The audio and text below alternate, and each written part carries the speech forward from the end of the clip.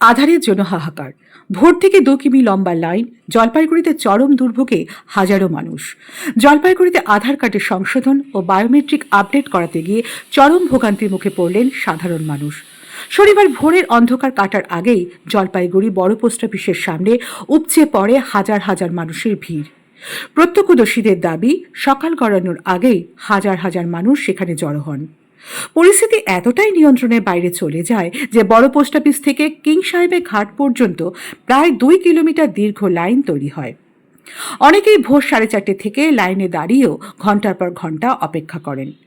আধার কার্ডের নাম, বায়োমেট্রিক বা অন্যান্য ত্রুটির কারণে বহু মানুষের ব্যাংকিং পরিষেবা, ফিঙ্গারপ্রিন্ট ভিত্তিক লেনদেন এবং বিভিন্ন সরকারি প্রকল্পের সুবিধা আটকে রয়েছে। তাই বাধ্য হয়ে দূর দূরান্ত থেকে মানুষ এই কেন্দ্রে ছুটে আসছেন। এদিন প্রশাসনের পক্ষ থেকে টোকেন বিতরণ করে পরবর্তী তারিখ দেওয়া হলেও তাতেও ক্ষোভ কমেনি। সাধারণ মানুষের অভিযোগ, একটি মাত্র কেন্দ্র, বিপুল সংখ্যক মানুষের কাজ হওয়ায় প্রতিদিনই এমন বিশৃঙ্খলা ও হয়রানির সৃষ্টি হচ্ছে। স্থানীয়দের দাবি, মানুষের দুর্ভোগ কমাতে এবং পরিষেবা সহজলভ্য করতে অবিলম্বে বিভিন্ন অঞ্চলভিত্তিক আধার পরিষেবা কেন্দ্র চালু করা হোক। এখন প্রশ্ন উঠছে, একটি গুরুত্বপূর্ণ সরকারি পরিষেবা পেতে সাধারণ মানুষকে আর কতদিন এভাবে ঘন্টার পর ঘন্টা লাইনে দাঁড়িয়ে ভোগান্তি সহ্য করতে হবে?